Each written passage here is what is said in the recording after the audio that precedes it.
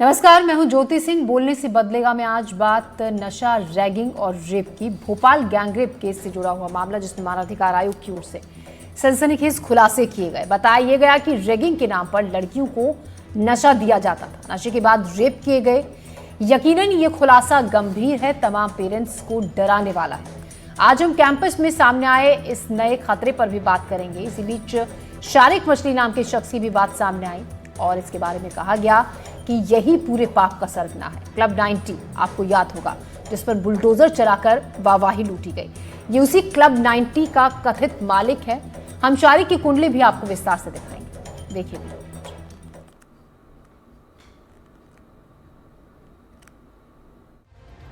Bhopal gangrape case में 3 बड़े development हैं, नए खुलासे हैं, पुलिस पर सवाल है, संभावित नया सरगना का नाम है। और ये सब कुछ मानव अधिकार आयोग के हवाले से है, क्योंकि भोपाल पुलिस फिलहाल मौन है। पहले उन 3 अपडेट्स पर नजर डाल लेते हैं। लड़कियों को रैगिंग के नाम पर नशा दिया गया और फिर रेप किए गए। नया मास्टरमाइंड का नाम आया है, उसका नाम है शारिक मछली। पुलिस पर सवाल है, क्लब 90 को क्यों ढहाया, क्या कोई सबूत मिटाया। 2017 से छात्रों के साथ हो रही बदसलूकी पुलिस और कॉलेज प्रबंधन की लापरवाही का सबूत दे रही है। उस पर भी पुलिस इतनी लाचार है कि एक आरोपी को अपनी गिरफ्त में नहीं ले पा रही है। दुष्कर्म के मामले का दूसरा आरोपी अबरार आज भी पुलिस की गिरफ्त से दूर है। अब इस मामले में एक और बड़ा खुलासा हुआ है। दरअसल पिछले 2 दिनों से मानवाधिकार आयोग की टीम जांच के लिए भोपाल में है। ऐसे में एक पीड़िता ने टीम को बयान दिया है कि आरोपी उनकी रैगिंग लेते थे, रैगिंग के नाम पर नशा करवाते थे और फिर दुष्कर्म करते थे। पिछले 2 दिनों में हमारे पास 3 अलग अलग विक्टिम्स ने कांटेक्ट किया है और विक्टिम्स का कहना यह है कि उनकी जान को खतरा है, उनका रिहेबिलिटेशन प्रॉपर नहीं हो रहा है। कॉलेज में लड़कियों को पहले रैगिंग के नाम पे नशा दिया गया, फिर उनका बलात्कार किया, उनके वीडियो बनाए, पोर्नोग्राफिक कंटेंट बनाया और फिर उनको ब्लैकमेल किया गया। हमने तत्काल जो है भोपाल पुलिस को इस मामले में कार्रवाई करके और उसकी एक रिपोर्ट आयोग को प्रस्तुत करने के निर्देश दिए थे। क्लब 90 पर बुलडोजर चलाकर खूब वाहवाही लूटी गई, लेकिन अब इस कार्रवाई के पीछे षड्यंत्र की बू आ रही है। दरअसल क्लब 90 के कथित मालिक का नाम है शारिक मछली और शारिक मछली से आज तक पुलिस ने कोई पूछताछ नहीं की। पुलिस ने उसे अपनी जांच के जाल में फंसाने की कोई जरूरत नहीं समझी। पुलिस महिला आयोग की टीम को जांच के लिए क्लब 90 लेकर गई, लेकिन बिना साक्ष्य जुटाए और फॉरेंसिक टीम बुलाए बुलडोजर चलवाकर साक्ष्य मिटा दिए गए। अब मानव अधिकार आयोग ने इस तरह की कार्रवाई पर भी सवाल उठाए हैं। हमने बच्चों की, जो लड़कियों की लेटेस्ट कंप्लेंट है, उसको गंभीरता से लिया है। हम आदेश कर रहे हैं कि एक टीम आयोग की वहां जाए, बच्चियों के रिहेबिलिटेशन के मामले में प्रॉपर रिपोर्ट बनाए, वहां क्या प्रिवेंटिव और क्या क्यूरेटिव स्टेप्स लिए जाने हैं, वहां कॉलेजेस में कंड्यूसिव माहौल बने, रैगिंग की घटनाओं को रोकने के लिए प्रभावी कदम क्या उठाए जाने चाहिए। इन सब बिंदुओं पर एक विस्तृत रिपोर्ट टीम हमको देगी, उसके बाद हम इसमें आगे कार्रवाई करेंगे। मामले में अगर पुलिस की बात करें तो वे आज भी कड़ी कार्रवाई के सपने दिखा रही है, जबकि उनकी कार्रवाई ही अब कटघरे में खड़ी है। अपराध होगा तो कानून तो अपने हिसाब से काम करेगा ही, अपने कानूनी प्रक्रिया में, कानूनी ढांचे में निर्णय होगा ही और कड़ी कार्रवाई सुनिश्चित की जाएगी। हैरानी की बात है कि एफआईआर दर्ज हुए 1 महीने से ज्यादा का समय बीत चुका है, लेकिन कार्रवाई के नाम पर आरोपी भी आज तक फरार है और पुलिस आधी कहानी से अनजान है या फिर सब कुछ जानते हुए अनजान बनने की कोशिश कर रही है। भोपाल में दोस्ती के बाद प्रेम जाल, ब्लैकमेलिंग और दुष्कर्म का मामला आज भी हमारे रोंगटे खड़े कर देता है, लेकिन इस मामले में एक आरोपी आज भी पुलिस गिरफ्त से दूर है, अबरार फरार है। ये मामला लगातार बड़ा हो रहा है। आज एक बड़ा खुलासा हुआ है कि छात्रों को कॉलेज में रैगिंग के नाम पर नशा कराया जाता था और उसके बाद उनके साथ दुष्कर्म जैसे घिनौने कृत्य को अंजाम दिया जाता था, लेकिन कॉलेज प्रबंधन के पास इस मामले में कोई शिकायत नहीं है, पुलिस के पास इसकी कोई शिकायत नहीं है। अब महिला आयोग की टीम के बाद मानव अधिकार की टीम ने इस पूरे मामले में संज्ञान लिया है। देखना होगा कि इस मामले में आगे क्या कार्रवाई होती है। कैमरामैन राजू बाथम के साथ निहारिका शर्मा, एनडीटीवी भोपाल। और इसी पर बात करने के लिए खास मेहमान हमारे साथ जुड़ गए हैं सुची अग्रवाल, सामाजिक कार्यकर्ता, डॉक्टर ऋषिना नाटू, एजुकेशनिस्ट हैं, पूजा आहूजा, रिहेबिलिटेशन साइकोलॉजिस्ट हैं रुचिका गोहिल, वकील हाई कोर्ट एमपी से।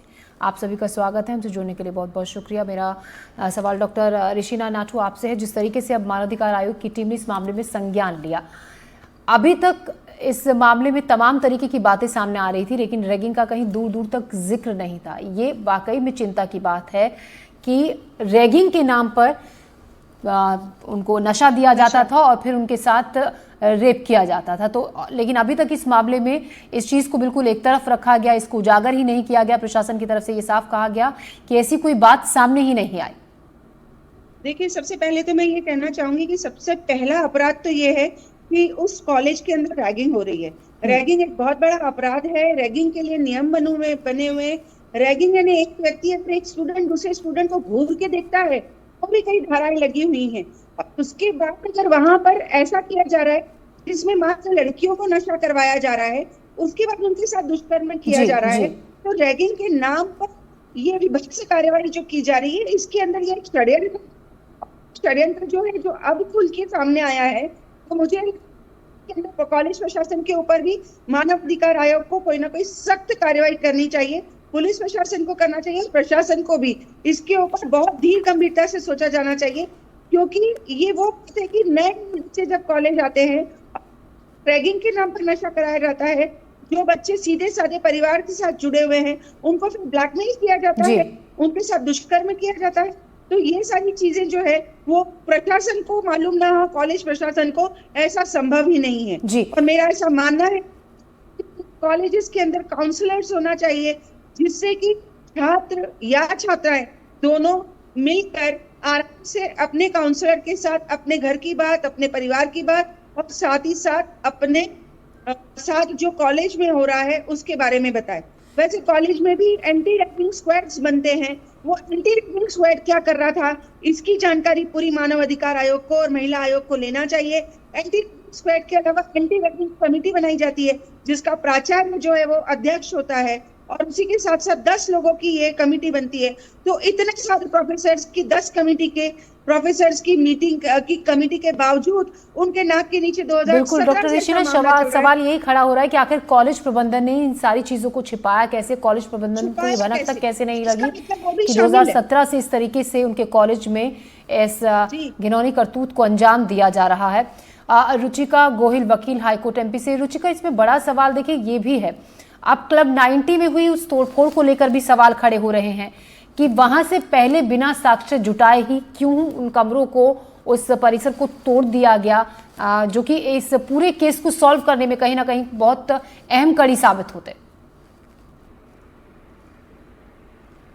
इन्वेस्टिगेशन पेंडिंग है, जब तक चार्जशीट प्रेजेंट नहीं होती है हम एकदम प्रॉपरली फुल फोर्स के साथ ये नहीं कह सकते कि पुलिस ने कुछ इन्वेस्टिगेशन नहीं किया या इन्वेस्टिगेशन में कुछ लैक्यूना है। यस, ये बात सही है, मानव अधिकार ने इसमें कॉग्निजेंस लिया है। उन्हें ये बात लगती है कि there is some mistake in the investigation.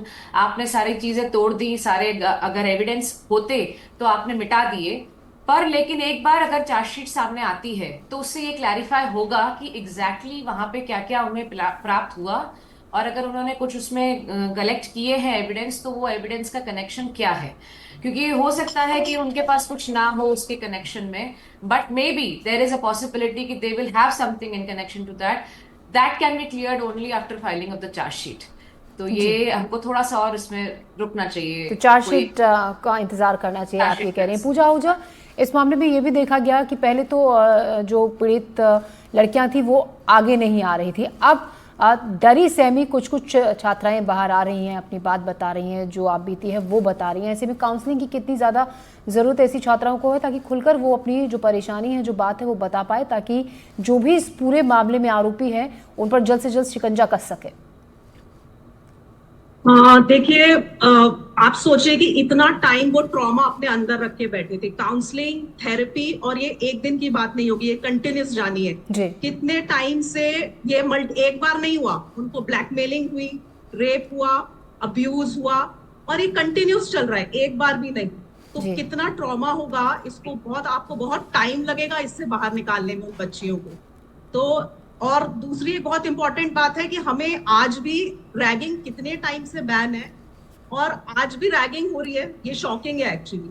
Sales बने हुए हैं, कॉलेज में सेल बने हुए हैं, लेकिन कहीं तो एजुकेशन सिस्टम में, पॉलिसीज में और इम्प्लीमेंटेशन में गैप बहुत ज्यादा है।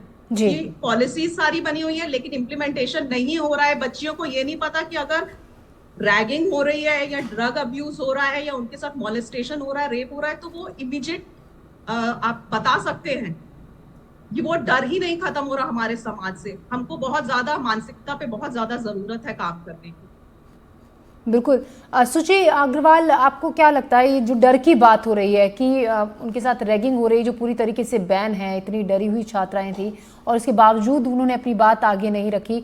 अब धीरे धीरे जब एक दो छात्राएं बाहर आई इस मामले को लेकर, उन्होंने बोलना शुरू किया, तो शायद वो हिम्मत उन छात्राओं को, दूसरी जो पीड़ित छात्राएं थी उनको भी मिली और वो भी इस तरीके से बाहर जो अपनी परेशानी थी, जो उनकी जो दिक्कत थी उसको लेकर सामने आई और आरोपियों के खिलाफ अब सख्त एक्शन की मांग ये पीड़ित छात्राएं कर रही हैं।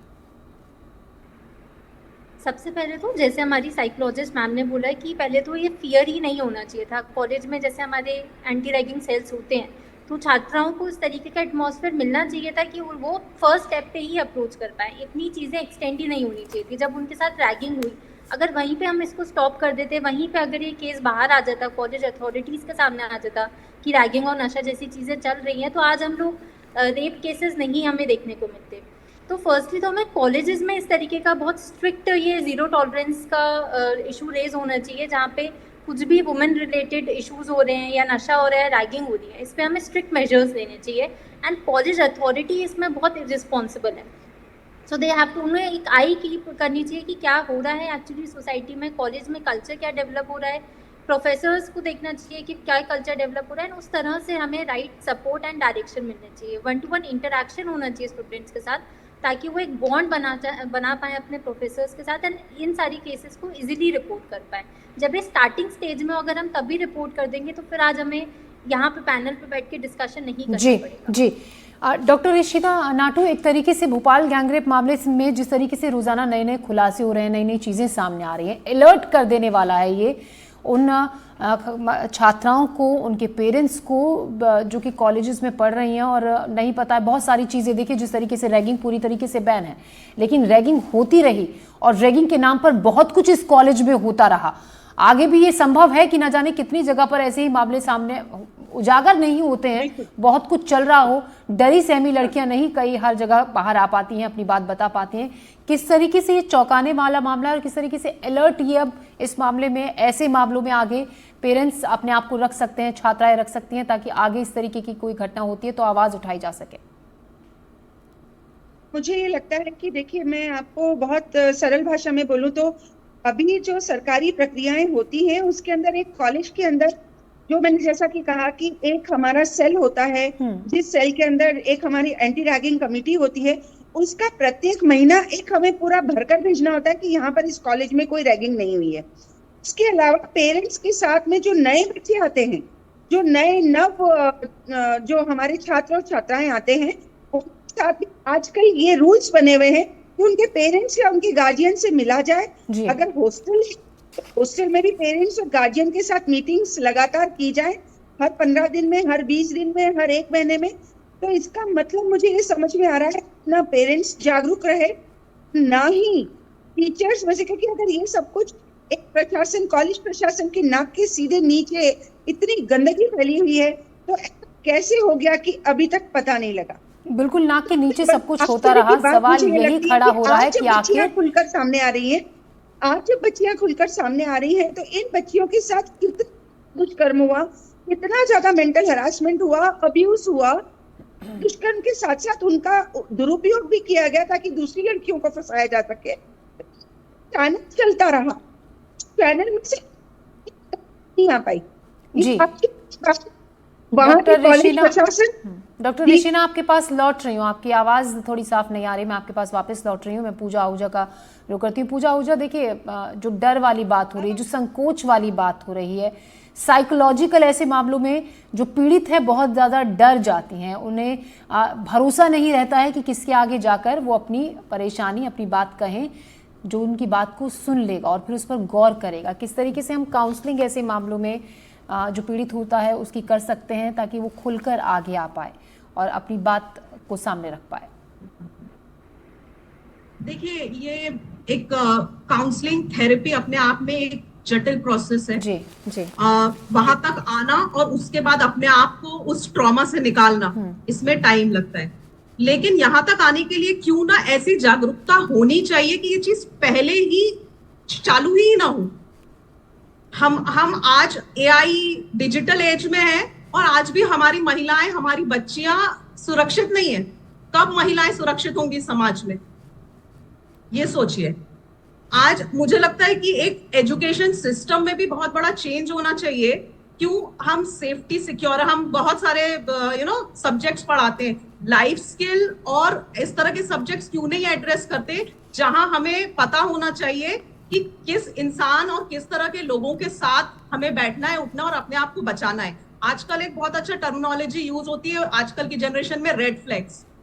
तो ये कैसे समझेगा आजकल का जनरेशन? छोटे बच्चे, जब ये लड़कियां बाहर से आती हैं, बहुत सारे सपने होते हैं, एक एज होती है, वो प्यार में पढ़ेंगी, फंसाई जाएंगी, लेकिन उन्हें कब कौन सिखाएगा? ये क्या रेप, ट्रॉमा, अब्यूज के बाद सीखेंगे? या हम पहले ही कुछ ऐसे मेजर्स उठाएं कि लड़कियां समाज में उनको खुद पता हो। जो गवर्नमेंट सेफ्टी सिक्योरिटी एक स्ट्रक्चर खड़ा करेगी वो अलग बात है, लेकिन एजुकेशन सिस्टम में ये सारी चीजें भी होनी चाहिए, जहां हम प्रेम क्या होता है, रिश्ते क्या होते हैं, उन्हें कैसे संभाला जाता है, सेक्स एजुकेशन किस एज में होना चाहिए, ये हमें सब उनको गाइड करना चाहिए। और एक बहुत अच्छा समय, और मैं ये नहीं बोलूंगी कि ये कॉलेज पे आए। अब बच्चे, माहौल ऐसा हो रहा है कि हमें ये 12-13 साल, क्योंकि मेरे पास जब बच्चे आते हैं तो मैं देख रही हूँ कि they are in love at the age of 12 and 13। तो आपको ये वहीं से, अगर आपने सिस्टम वहीं से चालू कर दिया ना, तो बाद में ये कभी प्रॉब्लम नहीं आएगी। जी, तो घर से और स्कूल एजुकेशन बहुत ज़्यादा ज़रूरी है, उसमें थोड़े से बदलाव की भी ज़रूरत है। और कहीं ना कहीं घर से एजुकेशन बहुत ज़्यादा ज़रूरी है, खासतौर से लड़कियों में, बच्चियों में। रुचिका गोयल, देखिए सवाल ये भी खड़ा होता है कि ऐसे मामलों में हम ये भी देखते हैं जो आरोपी होता है उसको उसकी ऊंची पहुंच, उसके बड़े कॉन्टेक्ट्स की वजह से उसको किनारे से बचाकर ले जाया चला जाता है। हालांकि इस मामले में देखिए अभी जांच चल रही है, लेकिन एक बड़ा सवाल इसमें यह भी उठ रहा है कि जो मुख्य आरोपी है अबरार शारिक मछली, इनके नाम सामने आ रहे हैं। अबरार की अभी तक गिरफ्तारी नहीं हुई। शारिक मछली, जिसके बारे में कहा जा रहा है कि बहुत बड़े मिनिस्टर से उसके कॉन्टेक्ट हैं, जिसकी वजह से उसका तो नाम ही दूर दूर तक जांच में लिया ही नहीं जा रहा है। देखिए क्या है कि एसआईटी गठित करी है इसमें, तो अब इसकी पूरी इन्वेस्टिगेशन तो होना ही है। पर प्रॉब्लम यह है कि अगर इसमें किसी भी बड़े व्यक्ति का नाम है तो आप उसको घेरने के लिए you have to bring in the victims. आपको विक्टिम्स ऐसे लाने पड़ेंगे, और वो बेसिकली अभी इतनी डरी हुई है लड़कियां। और इंडिया में प्रॉब्लम ये है सोसाइटी में और लॉ में कि इट इज लाइक कि consumer has to be aware. हमारे यहाँ प्रॉब्लम ये है कि अगर विक्टिम है तो विक्टिम को पहले टारगेट किया जाएगा सोसाइटी की तरफ से, घर वालों की तरफ से। वो बताने भी तैयार अगर होगी तो उसको दबाया जाएगा कि तुम चुप रहो, तुम मत बोलो। तो जब तक शिकायत नहीं आएगी हमारे पास, अगर प्रोसिक्यूशन के पास कंप्लेंट नहीं आएगी प्रॉपर, तो इस इशू को हम उठाएंगे कैसे? हम किसी भी बड़े व्यक्ति को घेरेंगे कैसे जब तक उसके खिलाफ प्रॉपर कंप्लेंट नहीं आएगी? इस पूरे इशू में, ये जो पूरा आपके सामने आया है इंसिडेंट, इसके प्रायर में ये पूरा चालू हुआ था लव जिहाद से। ये टर्न हुआ रैगिंग के ऊपर। जब लव जिहाद का पहला इंसिडेंट रिपोर्ट हुआ, वो इंदौर में रिपोर्ट हुआ, जिसकी रिपोर्ट लिखने से भी पुलिस ने मना कर दिया कि they did not find any merits in the case only while reporting it only. तो प्रॉब्लम यही है कि इन्वेस्टिगेशन को अभी हमको इतना प्रेस करना पड़ेगा, लड़कियों को सारे तथ्य सामने लेके आना पड़ेंगे कि ये चीज हमारे साथ हुई थी, इसीलिए हम ये रिपोर्टिंग करना चाह रहे हैं। तो जो भी उनके साथ प्राइमरी इंसिडेंट जिस भी व्यक्ति ने किया है, उसके फिर लिंक हमको बिठाना पड़ेंगे कि क्या आगे चल के ये पूरा एक नेटवर्किंग, ये पूरी एक कॉकस है, या ये इंडिविजुअली वो व्यक्ति अपनी इंडिविजुअल कैपेसिटी में कर रहा था। तो ये तभी हो पाएगा जब तक हम लड़कियों से ये रिक्वेस्ट ना करें कि आप बेखौफ होके आइए और शिकायत करिए, क्योंकि आपकी आइडेंटिटी कंसील्ड रहेगी। ये लॉ आपको प्रोटेक्ट करता है कि आपकी आइडेंटिटी नहीं बाहर जाएगी। देखिए रुचिका, आप कह रही हैं आपको लॉ प्रोटेक्ट करता है, आप लड़कियों से वो डर निकालिए, लेकिन आप वकील हैं, ये बखूबी जानती हैं कि किस तरीके से जो दबंग लोग होते हैं वो पुलिस तक को खरीद लेते हैं और तमाम। तो इसमें कोई हम इस बात को नहीं छिपा कर कहेंगे कि ये साफ है कि वो पुलिस की जांच तक को पूरी तरीके से इफेक्ट कर देता है अगर किसी के अच्छे कॉन्टैक्ट्स हैं, पैसे के लेन देन को लेकर। ये तमाम तरीके की बातें हमेशा सामने आती हैं, लेकिन मामलों को, बहुत बड़े बड़े मामलों को दबा दिया जाता है और आरोपी रसूख का फायदा उठाकर साफ बच निकलते हैं। ये सारी, जब भी कोई भी ऐसी बात आती है जहां कोई हाई प्रोफाइल व्यक्ति इन्वॉल्व होता है तो उसमें मीडिया बहुत अच्छा रोल प्ले करती है। नहीं, आप रुचिका कह रही है कि लड़कियों से डरिए मत, अगर उनके परिवार वालों को डरा दिया जाएगा। देखिए, हम ये बात बहुत ईमानदारी से सामने रख रहे हैं, हम लड़कियों की, हम चाहते हैं कि उनको न्याय मिले, लेकिन अगर मान लीजिए सोचिए अब वो कितनी डरी हुई है कि सालों से ऐसा हो रहा है और उनमें इतनी हिम्मत नहीं थी कि वो बाहर आके अपनी बात को बता सके। जी, मेजर उनके मन में जो फियर फैक्टर है ना, वो ये रहता है कि उनके खिलाफ जितनी भी वीडियो रिकॉर्डिंग हुई है वो पब्लिसाइज हो जाएगी। अब प्रॉब्लम ये है कि इन लड़कियों तक हमको ये बात पहुंचाएं भी कैसे, क्योंकि हम तो एक जनरल प्लेटफॉर्म पे बात कर रहे हैं, हमें तो पता भी नहीं है कि एक्चुअली में विक्टिम कितनी है इसमें। पर हम इस प्लेटफॉर्म के जरिए उनसे ये कहना चाहते हैं कि अगर आप इस चीज से ब्लैकमेल होकर डरेंगे इस समय, तो आप जिंदगी भर के लिए वो डर अपने साथ लेके बैठेंगी। जहां आप बाहर आएंगी, मान लीजिए उसने आपका वीडियो बनाया है, मान लीजिए उसने आपका वीडियो पब्लिसाइज कर भी दिया है, तो you have to come out and tell it to police, you have to tell it to authorities, ताकि बाकी लड़कियां भी बच सकें। और प्लस आप भी तो अपना बदला लीजिए, आपके खिलाफ जो हुआ है उस चीज का रिवेंज आप कैसे लेंगी? आप या तो उसको घुट घुट के जीती रहेंगी, या आप अपने ट्रॉमा के साथ ही पूरी जिंदगी बिताएंगी, या आप डरी रहेंगी, लेकिन उसका रिवेंज कैसे लेंगी आप? मैं मानती हूं आपके साथ गलत हुआ, हो गई गलती, जो भी हुआ गलती, पर लेकिन उस चीज के लिए अगर हम बाहर नहीं आएंगे, हम उस चीज को बताएंगे नहीं लोगों को, या हम पुलिस को, इन्वेस्टिगेशन को हम हेल्प नहीं करेंगे, तो हम किसी भी बड़े व्यक्ति, क्या हम किसी छोटे व्यक्ति को भी नहीं पकड़ पाएंगे। हमारे घर में चोरी होती है तो हमको बताना पड़ता है हमारे घर में। इनफैक्ट मैं आपको एक एग्जांपल दूंगी, ये जो आजकल व्हाट्सएप कॉल्स आते हैं, सडनली आप व्हाट्सएप वीडियो कॉल खोलते हैं, you will find semi nude और a naked woman in front of you, वो फटाक से स्क्रीनशॉट लेके बड़े बड़े लोगों को ब्लैकमेल करते हैं। तो ये सारा ये कॉकस है। इस कॉकस से बाहर निकलने के लिए आपको शिकायत ही एक जरिया है। जी, शिकायत ही एक जरिया है और आप बिना डरे बाहर निकलिए, अपनी बात करिए, आना ही पड़ेगा। जी बिल्कुल, आना ही पड़ेगा। डॉक्टर ऋषिना नाटू, आप कुछ कह रही थी, जिस तरीके से हम मैं ये कहना चाह रही थी कि मुझे जो इन सारे इंसिडेंसेस हैं, जो ये सब कुछ घटता है, ये टाइम टू टाइम ये कंटिन्यूएशन में फ्लो होता जाता है। जी। तो जहाँ तक प्रशासन के सामने अपनी बात पुटअप करने के पहले मुझे ऐसा लगता है लड़कियों को सेल्फ डिफेंस की, यानी सिर्फ फिजिकल नहीं, मेंटल सेल्फ डिफेंस की भी इनको ट्रेनिंग दी जानी चाहिए, जिसके अंतर्गत उन्हें ये समझाया सिखाया, उनके पेरेंट्स के साथ काउंसलिंग की जानी चाहिए। दुर्भावना के साथ कोई दुष्कर्म होता है या कोई गलत बात होती है, उसके शर्मिंदा होने की बजाय, डरने की बजाय, चुप हो जाने की बजाय, चुप होकर सहयोग करने की बजाय उनके सामने आना चाहिए। क्योंकि आप खुद स्वयं अगर ऐसे किसी दुष्कर्म में फंसकर अगर दूसरों को और फंसाने में योगदान बढ़ाती चली जा रही हूँ, अगर आप चुप हैं तो उसको बढ़ाती चली जा रही है, तो इसको रोकने के लिए जैसा उन्होंने आज हिम्मत दिखाई है, उस हिम्मत को अगर वो बहुत पहले दिखा देती, पेरेंट्स को बताती है, पेरेंट्स भी सही रूप से पुलिस के अंदर शिकायत करते, प्रशासन में शिकायत करते, जरूर ये मामले जो है वो खत्म होने की शुरुआत जल्दी होगी, क्योंकि उसका प्रोसेस जल्दी होगा। ये जो घटनाएं घट रही है, ये लगातार घट रही है। उनके कॉलेज की जो ये कर रहे हैं, वो कॉलेज के फ्रेंड बनकर कर रहे हैं, उनका एक गैंग है, उनका एक पूरा गैंग जो मिलकर काम कर रहा है। उसको सिर्फ तरीका ये है कि हमें बच्चियों को, जो हमारी 9वीं 10वीं में, 8वीं 9वीं 10वीं में जब बच्चियां हमारी बड़ी होना शुरू होती हैं, मैच्योर होने लगती हैं, तब उन्हें वो ट्रेनिंग्स दी जाए, क्योंकि वो इतने आसानी से किसी को दोस्त बना लेती हैं।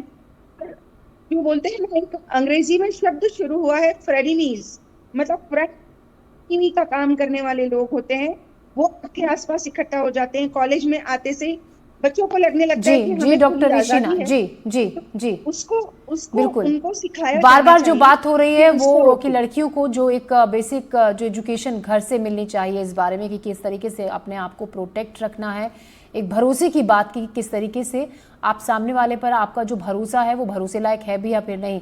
ये तमाम ट्रेनिंग दी जानी चाहिए, स्किल ट्रेनिंग बहुत ज़्यादा ज़रूरी है, उनको मेंटली तौर पर किस तरीके से मजबूत ऐसे में छात्राओं को बनाया जा सकता है, वो एजुकेशन बहुत ज़्यादा ज़रूरी है।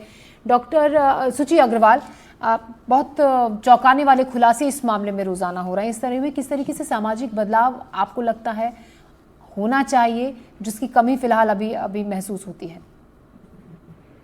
इसके आंसर में मैं एक सीनियर लॉयर है एम जॉन रेबेका जी, मैं उनको कोट करना चाहूँगी। उन्होंने बोला कि हमारे कंट्री में ये जो रेप केसेस बढ़ रहे हैं, इसके लिए 3 थिंग्स जो हैं जो बहुत इंपॉर्टेंट है जी। पहली जो है कि तो absence of the fear of law है। आज जो ये रेपिस्ट हैं इनको लॉ से कोई फियर नहीं है। ये कंटिन्यूसली, जैसे अभी हमारे मैम ने बोला कि कंटिन्यूसली इनका एक गैंग रेप चल रहा है, या जो इनका एक काइंड ऑफ टेरर रेंज है। सेकेंड, कोई भी कंसिस्टेंट एप्लीकेशन ऑफ लॉ नहीं है। हम इतने सारे केसेस देखते हैं, किसी में कुछ जजमेंट आ रहा है, किसी में अलग जजमेंट आ रहा है, कोई एक कॉन्स्टेंट एप्लीकेशन नहीं है। And third is poor policing. जो हमारा पुलिस सिस्टम है, जहाँ पे उन्हें स्टार्टिंग स्टेज में ही एविडेंस कलेक्ट हो जाने चाहिए, स्टार्टिंग स्टेज में ही विक्टिम से पूरा कंसल्टेशन होना चाहिए, तो वो सारी चीज़ें मिसिंग है। तो उनके हिसाब से ये 3 चीज़ें हैं जिन पे अगर हम वर्क करें तो हम एक ऐसी सोसाइटी को स्टैब्लिश कर सकते हैं जो कि सेफ हो फॉर वुमेन एंड वो एक बेटर सोसाइटी हो, बेटर लिविंग सोसाइटी हो। जी, पूजा आहूजा, आप क्या ऐसे में जो लड़कियां होती हैं जो कॉलेजेस में पढ़ रही हैं, अपने घर से दूर जाकर हॉस्टल्स में रह रही हैं, सेफ्टी को लेकर किस तरीके से वो अपना ध्यान रख सकती हैं ताकि किसी के बहकावे में, यहाँ पे देखा यही गया कि कई ऐसी लड़कियां थी जो छोटे छोटे शहरों से यहाँ पढ़ने के लिए पहुंची थी, जिन्हें समझ में ही नहीं आया कि उनके साथ कुछ गलत हो रहा है, उनको उस तरीके से बहकाया गया, फंसाया गया। जी, एक हमें पूरा एक इकोसिस्टम तैयार करना पड़ेगा, specially started from home and then colleges, school colleges की रिस्पॉन्सिबिलिटी हो, जहां ये एजुकेशन हो। अपने आप से कोई सीख के नहीं आता, तो ये हम लोगों की जिम्मेदारी है, स्कूल की, कॉलेजेस की, टीचर्स की, कि हम अपने बच्चों को बताएं, उनको सिखाएं कि क्या होता है, कैसे आप अपने लिए जैसा जीवन चाहते हैं वैसे चुने, आपके पास पूरी आजादी है, लेकिन आजादी को कैसे यूज करना है ये हमें अपने बच्चों को सिखाना पड़ेगा, और इसकी शुरुआत स्कूल कॉलेजेस से ही होगी। तो एक इकोसिस्टम तैयार करना पड़ेगा। और इसमें मैं ये भी बोलना चाहूंगी कि इससे पहले पेरेंट्स की ट्रेनिंग भी बहुत जरूरी है, कि बच्चे ने तो सीख लिया लेकिन पेरेंट्स को नहीं पता है। अब इस देखिए ऐसे इंसिडेंट के बाद क्या होगा, हर एक माँ बाप अपने बच्चे को प्रोटेक्ट करना चाहता है, तो आज फिर वही होगा कि लड़कियों को रोक दिया जाएगा, घर से बाहर मत जाओ, इससे मत मिलो, उससे मत मिलो, कौन हो सकता है। लेकिन ये डर का माहौल क्रिएट हो रहा है। क्यों आज भी लड़कियां बाहर निकल से आजाद नहीं है? क्योंकि हम एक ऐसा इकोसिस्टम आज भी तैयार नहीं कर पाए जहां वो सेफ हो। तो हर जगह से आज भी आप देखें कि अक्यूज्ड को पुलिस सेव कर रही है, सेविंग, बचाया कैसे जा रहा है? महिला आज भी, औरत आज भी डर के माहौल में है, और अक्यूज्ड को पुलिस सेव कर रही है, नाम नहीं आ रहा, गिरफ्तारी नहीं हो रही है।